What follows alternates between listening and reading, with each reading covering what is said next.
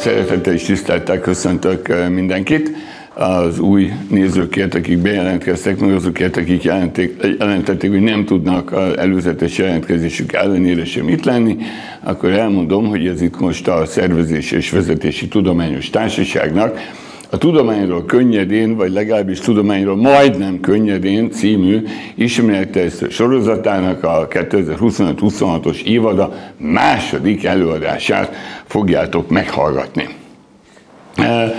Ugye az első előadás, talán egy hónappal ezelőtt volt, úgy nagyjából havonta van egy, akkor ugye végigmentünk az előző évadnak az anyagán, hogy fölelevenítsük mindazt, amit akkor átbeszéltünk, megbeszéltünk. Ugye végigmentünk az atomfogalom fejlődésén, végigmentünk a fénynek a kálváriáján, és végül eljutottunk egészen a kvantummechanikának az alapjaiig, és megismertük azokat az alapvető kvantummechanikai összefüggéseket és törvényeket, amelyek a mikrovilágot, gondoljuk mi, kormányozzák. Na, hát ugye ezeket láttuk, ugye végigmentünk az atomfogalom fejlődésén, megállapítottuk, hogy bár sokáig az a modell jó volt, hogy az atom az egy kis golyócska, de megállapítottuk, hogy bizony nem, ez nem oszthatatlan valami, hanem igenis fölbontható, mert az atom az nagy részen üres, ahogy mondta Rutherford annak idején, egy magból és a körülötte keringő elektronokból áll. Azután megnéztük, hogy ha már van mag, akkor azzal mi a helyzet, ugye a korábbi modellekben mindig azt feltételeztük, hogy az atommag oszthatatlan, és az is egy kis gömböcske. Na, hamar kiderült, ugye a múltkori előadás során, hogy bizony ez sem egy ilyen kis gömböcske, mert protonokból és neutronokból, nukleonokból áll. Na, azután itt még villog is az utolsó megállapítás, amit tettünk a múltkor, hogy még az is kiderítettük, hogy még szerencsétlen neutron sem oszthatatlan, mert nagyjából 14 perc alatt egy szabad neutron elbomlik protonra, elektronra és egy antineutrinóra. Na most a jobb felső sarokon, ha megnézitek, hogy ezek a kis gömböcskék itt, ez csak illusztráció. Szóval nincsenek gömböcskék, semmi sincsen, valószínűségi hullámok vannak. És most is szeretném fölhívni a figyelmet, hogy bár a mai előadásban nem lesz matematika, majd egyáltalán nem lesz szinte matematika, de a megértése a dolgoknak viszonylag nehéz, vagy bonyolult, vagy nem tudom, hogy fogalmazzak, és akkor lehet jól befogadni, ha nem próbáljuk meg elképzelni, ha nem próbáljuk meg klasszikus képekhez kötni, ne akarjuk elképzelni arról, amiről beszélgetünk, fogadjuk el, hogy úgy van és működik. Ugye az előző előadásnak a záró képe ugye volt, ez is ugye azt mondtuk, hogy rálépünk egy útra, ha már túlléptünk az atomokon, akkor ráléptünk egy útra, amely reméljük, hogy valamikor a végén elvezet minket az elemi részecskék és alapvető kölcsönhatások úgynevezett standard modelljéhez, de most még nagyon erősen az út elején vagyunk, és látjátok, a múltkor is magyaráztam, hogy itt az állatkert nem véletlenül van itt, ezt a fizikusok úgy hívják, hogy a részecskék állatkertje, mert amikor ezen az úton majd bandukolunk, akkor látni fogjátok, hogy eszméletlen mennyiségű részecske került elő a nagyvilágból, amelyek egy nagy katyvaszt alkottak, és akkor a fizikusok azt mondták, hogy jó, akkor most rendet kell tenni ebbe a katyvaszba, és rendet adtak az állatkertben, és megfelelő ketrecekbe elhelyezték az ott lakókat. Na, innen folytatnánk. Ha nem történt volna, most már lassan 2 héttel ezelőtt egy érdekes esemény, hogy a Nobel-díj bizottság kiosztotta a 2025. évi Nobel-díjakat, fizikai Nobel-díjat, amelyet ez a 3 úr, Clerk, Devereaux és Martinez kapták, angol, francia és amerikai születésű kutatók kapták, méghozzá a makroszkopikus kvantum algút effektus és az energiakvantálás elektromos áramkörökben való felfedezéséért. Amikor megláttam ezt a indoklást, és hogy kikapták a Nobel-díjat, úgy döntöttem, hogy változtatok a mai előadásnak a tartalmán, mert ennek most van aktualitása. Ezek az eredmények szervesen illeszkednek abba az anyagba, amit a korábbi előadásokban végigmentünk, annak egy gyakorlati megvalósítása, és különben is Jóskának a kedvence, hogy mikor beszélünk el a kvantummechanika gyakorlati alkalmazásáról, hát most. Na, szerda 3 úr kapta, megosztva a fizikai Nobel-díjat, mert tovább mennénk, nézzünk meg, hogy ki is ez a 3 úriember. Ez a vidám, mindegyik vidám egyébként, ez a, hát aki fizikus, az általában vidám. Szóval Martin Clark, aki olyan fejlesztett ki először olyan szupravezető érzékelőket, mint a SQUID, amelyet egyébként az orvostechnikában is gyakorian használnak manapság. Ez tulajdonképpen egy rendkívül érzékeny magnetométer, a villamosmérnökök ezt fogják tudni értékelni, hogy 10⁻15-én Teslányi mágneses mezőt is képes érzékelni, és az ő kutatásai vezettek a szupravezető alapú kvantumbiteknek a létrehozásához, és ő volt az, aki először azzal a fontos kérdéssel foglalkozott, hogy a kvantumvilág nem áll meg az atomok méret szintjén, hanem a makroszkopikus világban is érvényesül. Mindenhol igyekeztem pirossal föltenni azokat a legfontosabb ismérveket, amiket érdemes tudni róluk, és amiket tulajdonképpen a Nobel-díjat kapták. A második, a francia származású Devereux, ő vezette be a kvantum elektromos áramkör fogalmát, tehát az, hogy a normális áramköröket, makroszkopikus méretű áramköröket lehet létrehozni a kvantumfizikai törvények alapján. Kulcsszereplője volt ennek a bizonyos Josephson jelenségnek, amely kulcsfontosságú a gyakorlati alkalmazásban, mert ezzel nyílt meg az út a szupravezető elven alapuló kvantumprocesszorok előtt.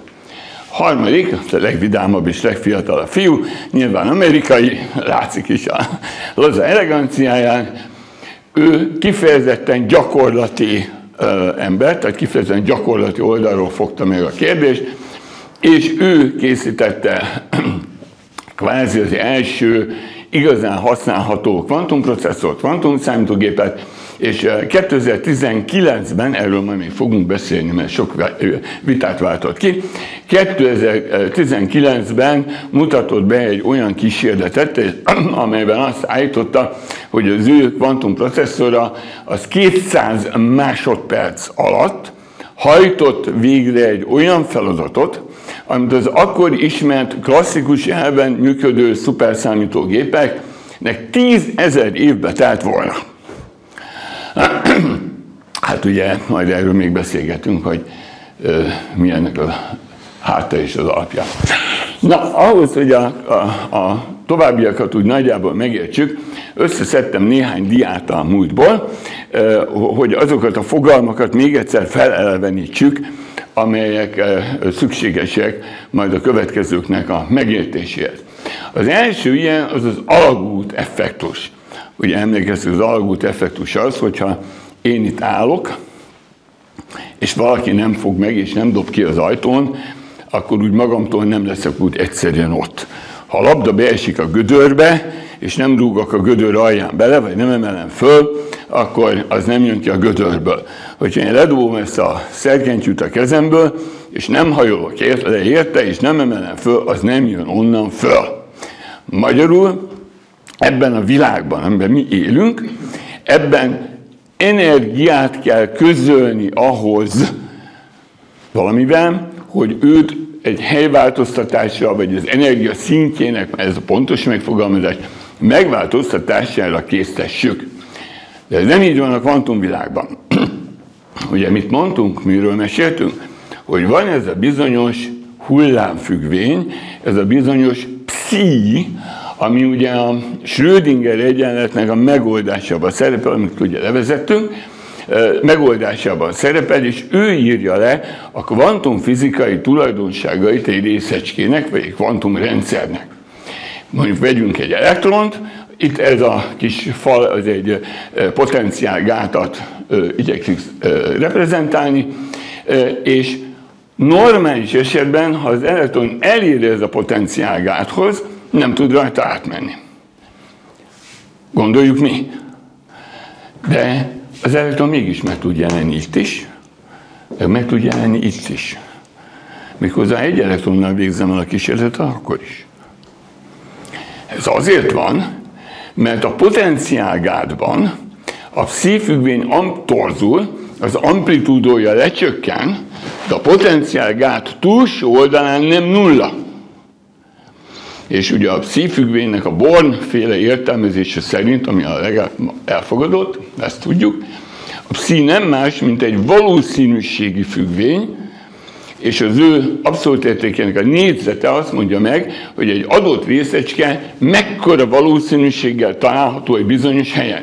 Tehát itt lecsökken ugyan az amplitúdó, az ő abszolút értékének a négyzete az egy kicsi szám lesz, de nem nulla. Ebből következően az elektron van valószínűség, hogy az elektron itt legyen a másik oldalon. És ha lehet, akkor van is. Ugye ezt rendszeresen kihasználják a villamosmérnökök, a különböző áramkörökbe föl tudják használni ezt a jelenséget. Másik ilyen fontos dolog volt, az a határozatlansági reláció. Ugye ezt Heisenberg állapította meg, és tette fel a határozatlansági relációnak a törvényét, amivel azt mondja, hogy olyan összetartozó mennyiségek, mint a hely és a mozgásállapot. A mozgásállapotot mivel tudjuk jellemezni? Az impulzussal. Tehát a helynek és a mozgás állapotnak sosem mérhető meg egyszerre, egy időben tökéletes pontossággal. Vagy jól ismerjük a helyet, és fogalmunk nincs a mozgásállapotról, vagy jól ismerjük a mozgásállapotot, és fogalmunk sincs, hol van a helye. Természetesen mit teremt kapcsolatot ebben, mint a Planck állandó, ugye, mint a kvantumvilágban mindennek az alapja, ugye a Planck állandó. Ugye emlékeztek még, talán most nem tettem föl, de a múltkor végignéztük azt a diát, amikor a hídon ment egy autó. És ugye azt a hasonlatot mondtam, ez is hasonlat, nyilván sántit, hogyha fönt van a hídon egy autó, és készítek egy pillanatfelvételt, akkor nagyon pontosan meg tudom mondani, hogy hol van az autó egy adott pillanatban, mert látom, hogy a híd föltől 5 méterre. De fogalmam nincs, hogy mekkora sebessége. Ha viszont csinálok egy hosszú felvételt, akkor kapok egy nagy fényes csíkot, amiből pontosan, vagy viszonylag pontosan ki tudom számolni a sebességét, de fogalmam sincs, hogy menet közben hol van az autó éppen.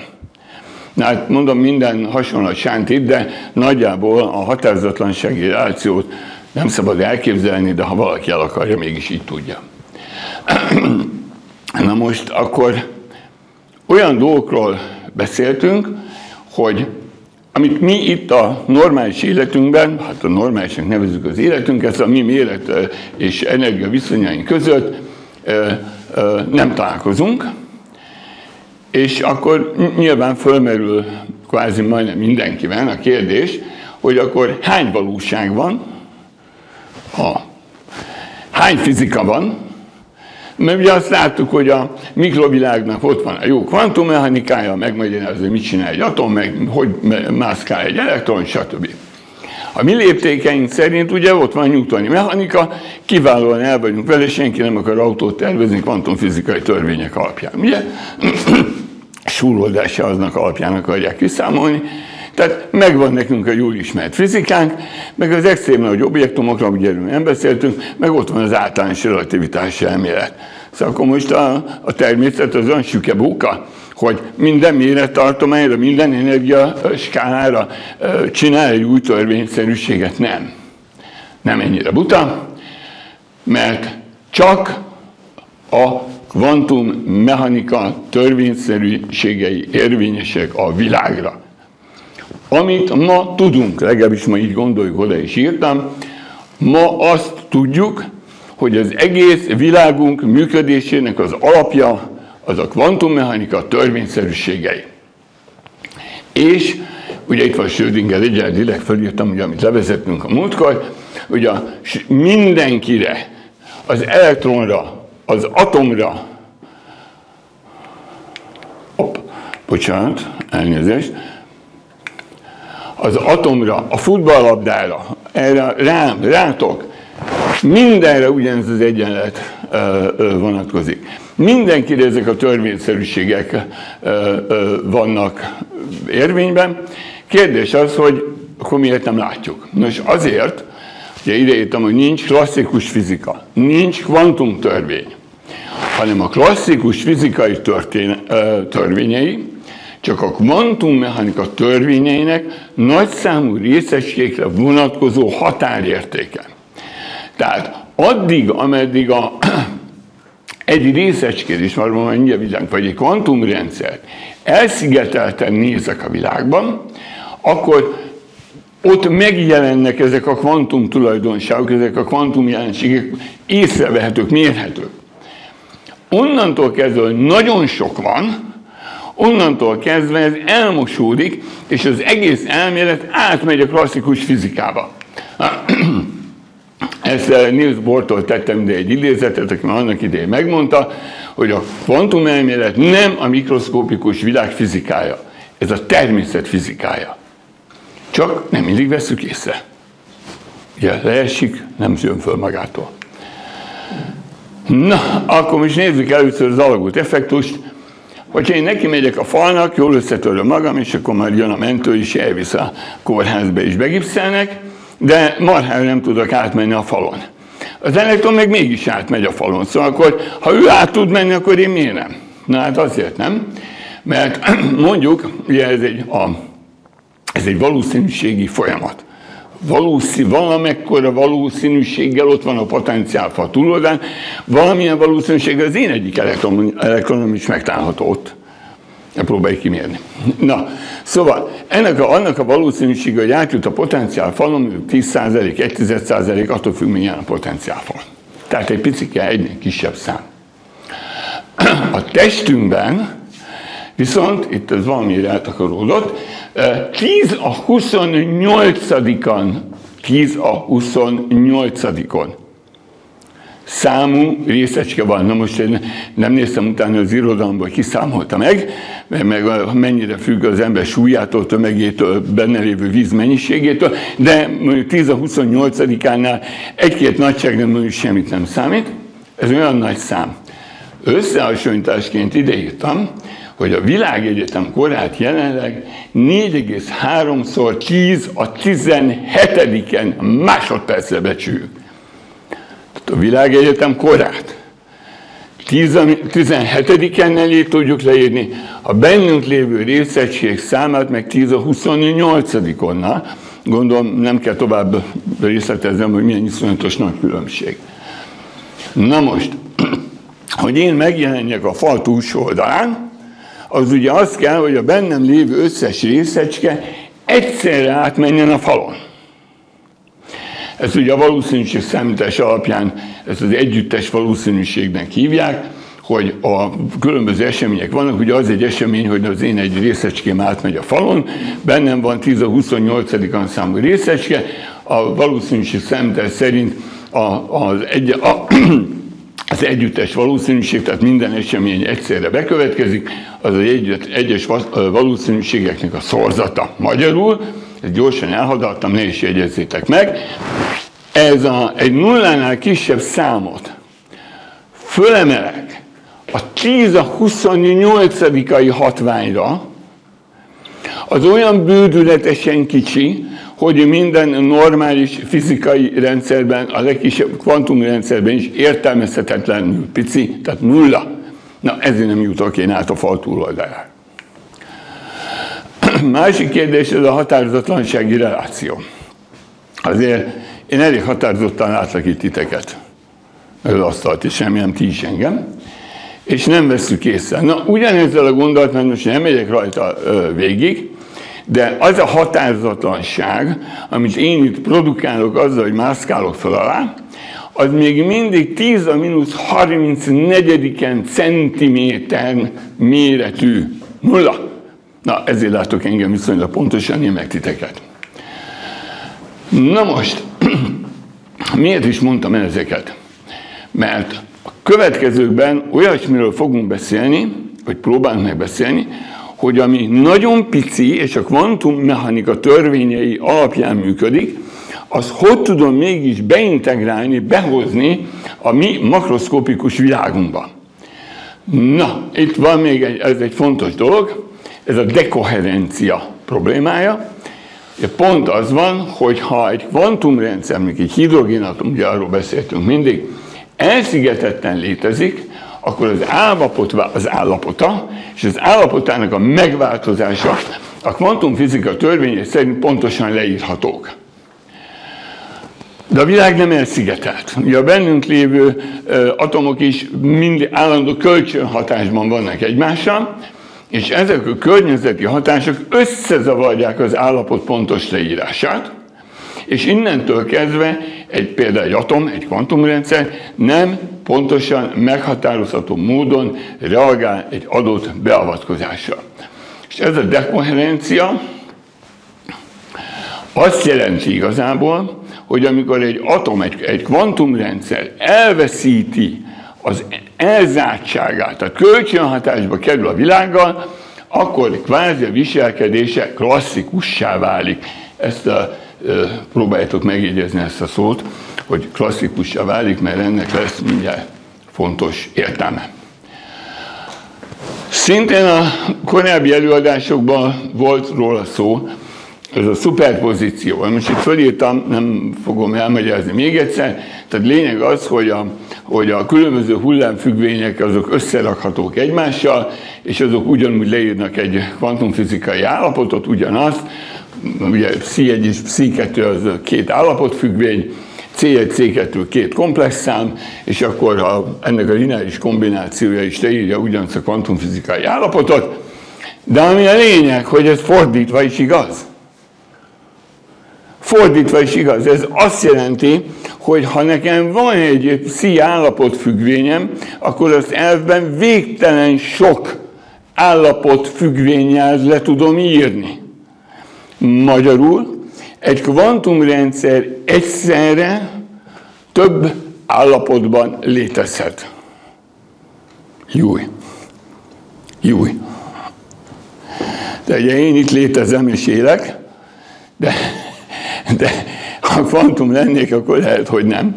Tehát ez egy nagyon fontos megállapítás. Na, akkor most térjünk át, a sok bevezető szövegem után, térjünk át, hogy miről szól a Nobel-díj, amit most kiosztottak ennek a 3 csinos fiúnak. Azért kapták, és ha visszaemlékeztek a bemutatásukor, pirossal kiírtam, hogy mi volt az a mozzanat, amiért ezt a Nobel-díjat megkaptak, mert megcsinálták azt, amit eddig nem tudtunk megcsinálni technikailag. Képesek voltak kvantumrendszereket elszigetelni úgy, tehát a makroszkopikus méretű, tehát egy áramkör méretű, mint az ujjam méretű áramköröket el tudtak szigetelni a külvilágtól úgy, hogy 0,02 Kelvin fokra hűtötték le magát a környezetét. És ezzel gyakorlatilag kiküszöbölték a dekoherencia problémáját, innentől kezdve ugye összetudták kötni, emlékeztek a Nobel-bizottságnak a indoklására, összetudták kötni a mi fogható világunkat és a kvantum világot azzal, hogy ezzel a technikai megoldással kiküszöbölték a dekoherenciát. Nagyon fontos, hogy ez nem azért sikerült, mert fölülírtuk a kvantumfizika törvényeit, hanem azért, mert technikailag képesek lettünk kiküszöbölni azt a hatást, ami miatt eddig azt nem láttuk igazából. Oké? Nem oké. Nem oké. Jó. Nem baj. Megyünk. Na, ugye akkor fölmerül a kérdés, hogy miért jó ez nekünk?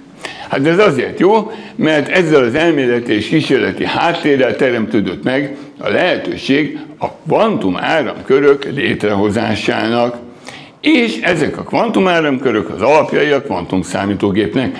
Egyébként nem csak itt használják őket, hanem mondjuk egy komputertomográfban is, tehát ott is vannak milyen hűtött eszközök, amik ilyen technikát használnak. Na most, ez nagyon villog, ugye? Úgyhogy megállítom. Nem véletlenül tettem ide föl, ugye mivel kezdtem? Most is, meg a múltkor is, meg az előtt is. Hogy akkor tudjuk megérteni, ha nem akarjuk elképzelni. Ne akarjátok elképzelni, ezért írtam ide, hogy amikor a kvantumgépekről, vagy kvantumprocesszorokról beszélünk, akkor felejtsük el azokat a dolgokat, amiket eddig a számítógépről tudunk. Ez nagyon szép és jól működik, de per pillanat a kvantumgép teljesen másképp elveken működik. Na, hogyan működik? Na, most lesznek a következő néhány dián lesznek a villamosmérnökök nagy előnyben. Ez egy hurok, ez egy szupravezető hurok, attól szupravezető, hogy ez a kis hurok, mondom, makroszkopikus méretű. Ez a szupravezető gyűrű, ez 0,02 Kelvin fokra van hűtve, attól szupravezető, hogy ilyen módon le van hűtve, és akkor ugye az ellenállás megszűnik, és ebben az áram akadálytalanul tud, ellenállás nélkül tud kerengeni. Ha akar, ezt meg tudja tenni az óramutató járásával megegyező, meg tudja tenni az óramutató járásával ellentétes irányban is. Most előre bocsátom, hogy lesznek olyan technikai, technológiai részletek, amiket átugrunk, elfogadjuk, hogy úgy van, mert annak a bemutatása az még 2-3 ilyen előadást igényelne. Szóval a lényeg az, hogy a szupravezetőben ez így kering, és egy ilyen gyűrűt, pontosan nem egyet, mert mindjárt megnézzük, hogy hogyan alakul ki, ezt nevezzük qubitnek. Ez a kvantumbit. Ezt nevezzük qubitnek, és ez a kvantum processzorok, kvantum számítógépeknek az alapja. Na most, amikor folyik egy áram, akkor ugye éppen beszélgetünk, hogy az elektron az jön-megy, amit ugye a mérnökök szívesen azért mégis egy golyónak képzelnek, és azok úgy jönnek-mennek egymás után. Na most itt nem. Itt ezek párokat alkotnak, ezek az elektronok, ezek valamilyen okból kifolyólag, mondom, ezeket most nem magyarázok el, de a lényeg az, hogy páronként közlekednek, amiket Cooper pároknak nevezünk. És itt van ez a fajta, ez a Josephson csatolás. Látják, emlékeztek még, a bemutatóban volt, hogy az egyik úriember ennek a megoldásával, meg ennek az elvnek a kidolgozásával foglalkozott. Ez tulajdonképpen egy nagyon vékony, de is atomnyi méretű szigetelés. Ugye a szigetelésről mit tudunk, hogyha folyik az áram, és van egy szigetelő, akkor az áram nem folyik, tehát hogyha én egy jól szigetelt csípőfogóval elvágom a fázisvezetéket, akkor nem ráz meg, ha simán egy vasfogóval, akkor jól oda csap. Ugye ebben az esetben viszont nem egészen ez történik. Miért nem ez történik? Az alagúthatás miatt. Mert itt érvényes az alagúthatás, tehát hiába van itt benne egy szigetelő, attól még a Cooper pároknak egy része ezen az alagúton átszivárog a másik oldalra. Na, ez nagyon fontos lesz. Itt van egy mikrohullámú vezérlése, majd hát végül is ezt nem beszéljük meg, hogy technikailag hogyan vezérlik. Lényeg az, hogy mikrohullámú impulzusokon keresztül történik ezeknek a kubiteknek a vezérlése és csatolása. Na, itt van egy egyszerű kis ábra, itt van két szupravezető hurok, kettő között van egy Josephson csatolás, és akkor a Cooper párok a kettő között bizonyos valószínűséggel át tudnak jutni az egyikből a másik helyre. Ezzel a csatolással lehet egyetlen egy ilyen szupravezető hurokból egy kubitet csinálni, és majd mindjárt mondom, hogy miért, meg lehet többet összekötni, és akkor több ilyen hurokból áll egy kubit. Na, hogy működik? Ugye attól függően, hogy az áram erre kering, vagy erre kering, tehát az óramutató járásában megegyező vagy ellentétes irányba kering, aminek ugye csak számunkra van értelme, kering, annak megfelelően ennek két stabil állapota van egy ilyen huroknak, amit mi nullával meg eggyel jelölünk. Most teljesen mindegy, melyik hogyan jelöljük. Lényeg az, hogy nullával és eggyel jelöljük. Ez egy két stabil állapot. Na de mit láttunk a szuperpozíciónál? Hogy a szuperpozíció, ha nullát és az egyet, mint két állapotot, az őket leíró hullámfüggvényeket szuperpozícióba tudjuk hozni, akkor a két állapot között végtelen számú hullámot tudunk létrehozni. Jó? Igen, gyakorlatilag erről van szó. Tehát végtelen sok lehetséges állapotot tudunk a 0 és az 1 között létrehozni egyszerre. Na, villamosmérnökök, ezt tényleg nem akarom részletesen elmondani, de ennél az egyszerű kubiknál van egy bonyolultabb technikai megoldás, több technikai megoldás van. Van egy bonyolultabb, ez egy rezgőkör tulajdonképpen, ami egy rezgőkör, aminek az energia szintjét ugye kvantáljuk. Ugye a rezgőkör saját frekvenciája az 1/c. Ha azt kvantáljuk, akkor az energia szintek azok, ugye ez az omega, ugye az omegásor, h-szor, n+2, és innentől kezdve ez egy olyan energiasorozatot fog nekünk létrehozni, amik lineáris. Tehát az egymást követő energiaszintek között ugyanaz a különbség van. A mérnökök okosak, Martinis vezetésével, és becsempésztek oda egy ilyen Josephson csatolást, aminek az lett az eredmény, hogy ezzel tudták bevinni a nem linearitást, mert a fázisokat eltolták vele. Legyen ennyi elég, hogy van egy ilyen ebben a pillanatban most, hogy létre tudtak hozni itt is szuperpozíciót, és akkor a két legalacsonyabb gerjesztési szintet, a nullát és az egyet használjuk, mint a nulladik energiaszintet és az első gerjesztett állapot energiáját használjuk az egynek és a nullának, és akkor a kettő között pedig szuperpozíciót hozunk létre, és akkor van egy szép kvantumbitünk. Jó, mondom, nem kell megjegyezni. Van, technikailag megoldható, nagyon szépen el lehet írni. És ide tettem, hogy mit érdemes ebből megjegyezni a sok szövegből, amit itt elmondtam, hogy a 0 fok közelében, abszolút 0 fok közelében makroszkopikus méretű, szupravezető áramköröket tudtunk létrehozni, amelyekben megmaradnak a kvantumrendszerekre jellemző tulajdonságok. És ezt különböző technikai megoldásokkal tudjuk elérni, aminek a lényege, hogy a kvantumfizikában ismert alagúthatás és szuperpozíció törvényszerűségeit használjuk ki. És ezek a két stabil állapotok mellett számtalan, végtelen sok köztes kvantum állapotot vehetnek fel. Gyakorlatilag, amiket itt elmondtam, nem kell mondom, megjegyezni a technikai hátterét, de ez a dolognak a lényege. Na nézzük, hogy hogyan működik, mit is tudunk akkor egy mai számítógépről, hogy össze tudjuk hasonlítani, mit csinál egy kvantumgép.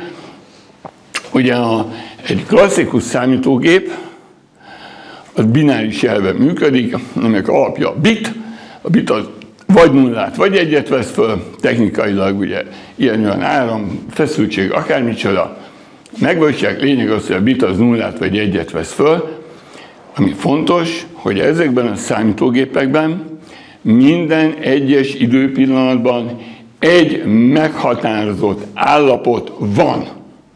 Egy jól meghatározott, minden bit az vagy nullában van, vagy egyben van.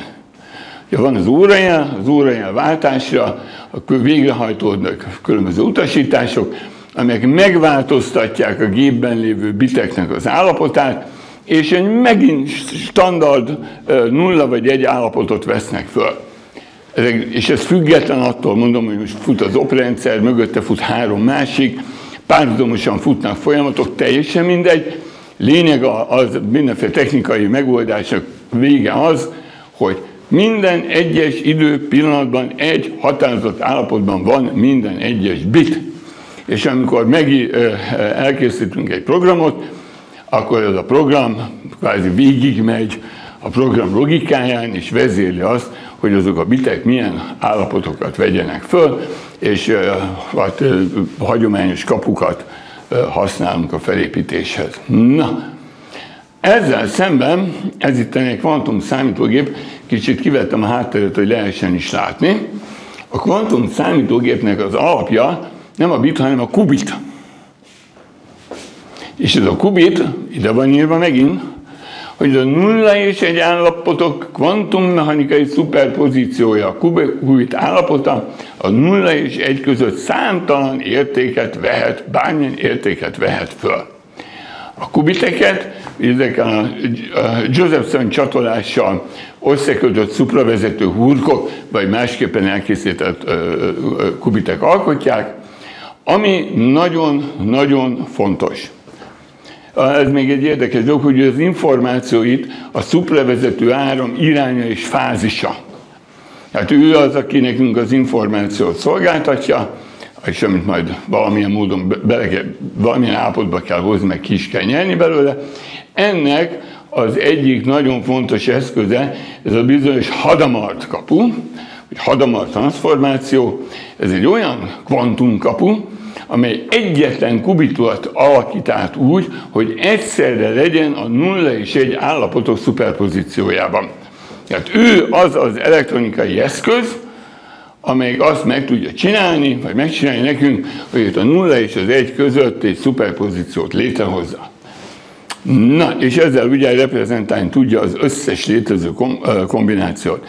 Mi a különbség az előbb bemutatott számítógép működés meg a mostani között? Ugye az, hogy a klasszikus gép az állapotok tárolásán. Egymás után jönnek az állapotok, gyorsan, de az állapotok tárolásán alapul, itt pedig az összes állapot együttes viselkedését nézzük. Tudom, hogy ez felfoghatatlan. Ne akarjátok elképzelni. Jó, akkor ennyi. Na, minden szépen és jó, de mit csinál, hogyan kommunikálunk egy ilyen szupravezető hurokkal? Hát egy kis csalással, minden ilyen kvantum számítógép elé kell vagy mellé kell egy hagyományos számítógép, amelyen a különböző funkciókat el tudjuk végezni.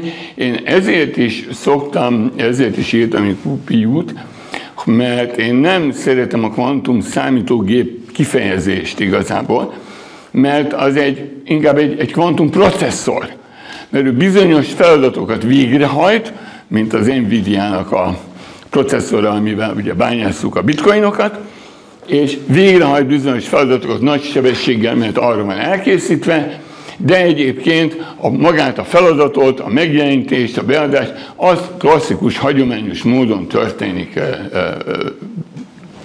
meg. Ugye ő csinálja az inputot, és ő innen kapja vissza az output információt, és megfelelő csatolásokon, interfészeken és mindenféle nagyon bonyolult óriási berendezéseken keresztül pedig tudja vezérelni a kubiteket, és tudja a Hadamard kapukat tologatni jobbra-balra. Na, akkor nézzük a dolgot.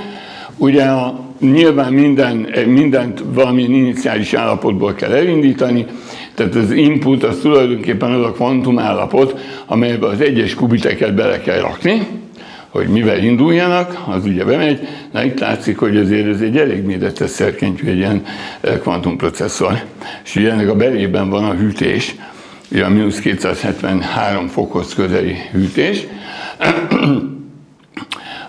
Itt belül a kvantumkapuk segítségével végrehajtódnak a műveletek, és abból keletkezik az output. Hogyan?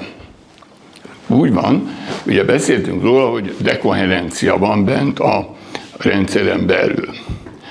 Tehát el vannak szigetelve. Mikor mérek, én nem találtam az angolban is, ez a kifejezés van, és mindent ezt köszönöm vissza, jobb kifejezés nem találtam én se rá. Amikor mérek, akkor beavatkozok a rendszerbe. Megszűnik az elszigeteltsége. Innentől kezdve minden kvantumbit vagy nullába, vagy egybe áll be. Mitől függ az, hogy nullába vagy egybe fog beállni?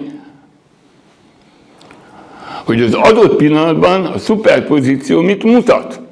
Melyik a legvalószínűbb állapota? A nulla vagy az egy?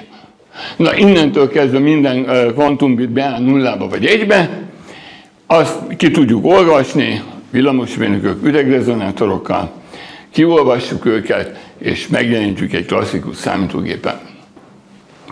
Na, az algoritmusok, mert ugye azért csinálunk egy olyan processzort, hogy valamit végre is hajtsunk vele. Az algoritmusok végrehajtása az interferencia nevű jelenségen alapszik. Ugye, hogyha van egy szép vízünk, Balatonnál üldögélünk, és bedobunk egy követ, meg utána dobunk egy másikat, ugye az hullámokat fog kelteni, és hogy a hullámok összeérnek, ott olyan furcsa mintázat alakul ki, ez az interferencia, mert ahogy a hullámok, ahogy összeérnek, hogyha az amplitúdójuk, hogyha azonos fázisban, tehát teljesen szinkronban, azonos fázisban jönnek, akkor erősítik egymást. Hogyha pont ellentétes fázisúak, és ugyanakkor az amplitúdójuk, akkor kioltják, és az egyik erre megy, a másik még erre megy. Ha a fázisokat eltoljuk, akkor a hullámok különböző fázisokban fognak találkozni, tehát attól függően, hogy hogyan tolok el egy ilyen hullámot, azzal befolyásolni tudom, hogy az interferencia során a hullámok mennyire adódnak össze, vagy mennyire vonódnak ki egymástól. Ez egy elég kapavágta magyarázat, de remélem, hogy így érthető. Na most ebben az interferenciában is az a nagyon lényeges, hogy a hullámok fázisai egymáshoz képest állandóak legyenek. Tehát nem mászkáljanak. Állandó fázis legyen. Tehát a fázis különbség az mindig ugyan. Ennek a hullámok, még e között a fázis különbség ennyi, akkor az úgy maradjon. És ez az, amivel igazából végrehajtják a számítási feladatot, mert az algoritmus felépítése során ezeket a kapukat úgy választják ki és úgy állítják be, hogy a hullámokat az interferencia segítségével úgy erősödjenek, hogy azok a jó megoldás felé mutassanak, és ami nekünk rossz, azok meg kioltódjanak egymástól. Itt megint visszaköszön a két gép közötti alapvető különbség, hogy a kvantumgép vagy kvantumprocesszor nem sok eredményt számít ki marha gyorsan egymás után, hanem egyszerre az összeset. És ugye megint az van, hogy a méréskor összeomlik, és akkor a legvalószínűbb állapotot ott szépen kirakjuk. Tehát földobtam egy ilyen kis összehasonlítást, hogy hogyan néz ki egy hagyományos algoritmus, meg a kvantumprocesszorban lévő algoritmus. Tehát igyekeztünk megfeleltetni egymásnak a dolgokat. Ugye mit csinálunk klasszikus esetben? Elindítunk egy programot, beállítunk egy iniciális értéket, a benne lévő programban lévő változóinkat beállítjuk valamilyen értékre, elindítjuk az egészet, az ott ketyeg, aztán van valami feltétel, aminek a következtében vagy befejezzük a program futását, vagy elmegyünk egy másik ágra, és ismételgetjük egy darabig. Ugye ez a feltétel roppant egyszerűen lehet az, hogy elfogyott a program során végig kell, vagy utasítás során végre kell hajtani, akkor kilépünk bele, hanem akkor innen megyünk tovább. Na, ugye ez az, amit nem lehet ezzel a logikával leírni a kvantum számítógépnek az algoritmusát. A kvantum algoritmusok, ezt a szót is kitálták, kvantum algoritmusok 4 fő szakasza van, az inicializás, a fázishangolás, ami igazából a programozásnak felelne meg, az algoritmus programozásának felelne meg, a program végrehajtása, ami az interferenciával történik, majd a program befejezése, a mérése. Ugye itt van, hogy minden kubit nullából indul, a Hadamard transformációhoz a szuperpozícióban a megfelelő az egyes kubiteket, a program logikáját a kvantumkapuk segítségével állítják be, utána kiválasztott kvantumkapukat, amik kiválasztottak, az a feladata, hogy a hullámok interferenciái révén ugye a helyes megoldást erősítsék, és a hamisat nyomják el, és a végén, amikor megmérjük, akkor kapunk egy eredményt. Az érdekesség kedvéért föltettem egy ilyen kvantum processzor programot. Ugye megállapítottuk, hogy ugye csalunk, mert egy hagyományos számítógépet teszünk elé, ez egy hagyományos számítógép, egy Python scriptet láttok itt, ahol a Python scriptnek az egyes függvényei, ezek a bizonyos QC jelölésű függvények, és amelyek roppant bonyolult eljárások vannak mögötte, mert különböző üregrezonátorok, frekvenciaosztók, mindenféle technikai nyavaja van mögötte, míg végül, amit itt egy ilyen sorba le van írva, végül eljut a megfelelő kvantumbithez, de hát viszonylag így egyszerűen van fölírva. Hát itt a különböző lépéseket igyekeztem bemutatni, hogy hogyan néz ki ez egy program esetében.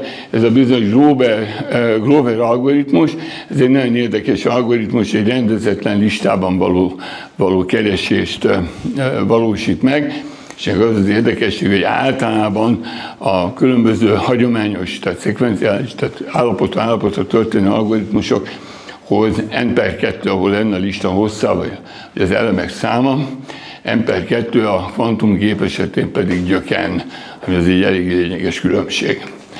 Na, és akkor most eljutottunk odáig, hogy miért veszekszik a világ. Mert bizony a kvantumszámítógép környékén is nagy háború dúl a nagy cégek között. Az első demonstráció, amit mondtam, ugye a legelején a Martinusnál, aki most a Google-nek ezen területen dolgozó fő atya úristene, hogy ő csinált egy nem túl bonyolult és nem is gyakorlati feladatot, kvantumkapukat kellett szimulálni, és ő azt mondta, ők azt találták, hogy ők 200 másodperc alatt hajtották végre ezt a feladatot, míg az ő számításaik szerint egy klasszikus számítógépnek erre 10 000 évre lenne szüksége. Ez elég megdöbbentő hír. Az IBM, akinek akkor még gyerekcipőbe járt, jól olvastam a processzora, akkor hát mindjárt letámadta a Google-t, ugye, hát itt már technikáról van szó, és abban már pénz van, tehát ez már üzlet. Innentől kezdve a tudomány meg az üzlet elég jelentősen tud keveredni, és amit az üzletben ugye el tudunk képzelni veszegedés címszó alatt, azt átveszik a tudományba is sajnos. Na és akkor az IBM az azt írja, vagy azt vágott vissza, hogy ő bizony megnézte ezeket az algoritmusokat, és azokat tovább lehetett volna finomítani, meg egyébként is a számítógépek az ővéki marha gyorsak, nem vettek figyelembe ezt, azt ide le van írva, hogy tárolórendszereket hogyan lehet kihasználni, időt, a hozzáférési időket minimalizálni, stb. És az egész egy hablaty, mert ők szerintük 2,5 nap alatt ki lehet számolni.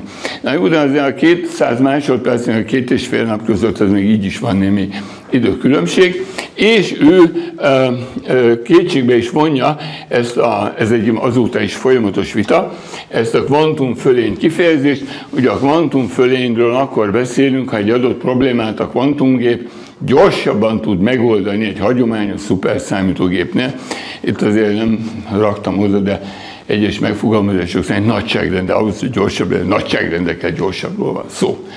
A következő érdekes dolog, ez már 2025-ös, tehát idei egészen friss történet, ez a D-Wave nevű vállalat márciusban bejelentette, hogy van neki egy Advantage 2 nevű gépe, hogy mi van odaírva, ez nem érdekes, ne jegyezzétek meg, ahol egy gyakorlati feladatot oldott meg, egy anyagtudományi szimulációs feladatot oldott meg, amelyet az ő állításuk szerint, mondom, a világ legnagyobb, 2025-ben működő legnagyobb szuper számítógépen csak millió év alatt tudott volna megoldani. Na most azért ez egy nagyon erős állítás. Tehát azért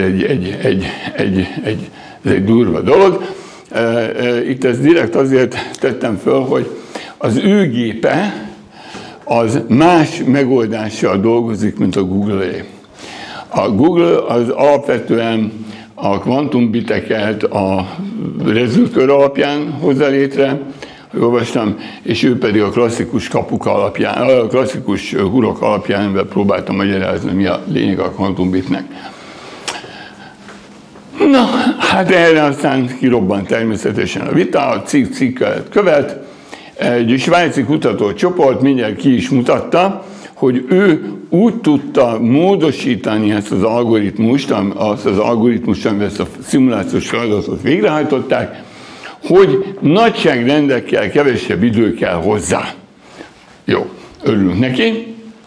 Más etikusok szerint meg a cég úgy választotta ki a feladatot, ahol eleve a kvantum technikán alapuló működés előnyben van a klasszikus algoritmusokkal szemben, ami azért szerintem nem egy olyan nagy baj. Hát, hogyha meg tudom határozni azokat a feladatokat, amikor egy ilyen marha drága, marha bonyolult, nagyon nehezen üzemeltethető processzort, gyorsan meg tudok csinálni valamit, és eredményt tudok elérni, nem kell az egész világot ezzel kiszámolni. Lehetnek olyan feladatok, ami gyorsabb, de hát a tudósok ezt másképpen gondolják, és azt mondták, hogy a kritikusok többsége, aki nekiugrott a DV bejelentésének, publikációjának, hogy rengeteget fejlődnek az algoritmusok is, rengeteget fejlődnek a szuperszámítógépek is, teljesítménység is lassan az égbe fog érni, tehát ennek a megállapításnak, hogy van kvantumfölény, nincs igazi értelme. Na, az egyik legutolsó, és ami érdekes, ez a publikáció volt. Látjátok, hogy az IBM, mint cég szerepel, most már ő is beírta a dolgokat, ő is beszállt a vitába, és a Dél-Kaliforniai Egyetem építettek egy 127 kubites processzort, ugye ezért itt is lehet látni, hogy hány bit van ezekben a gépekben.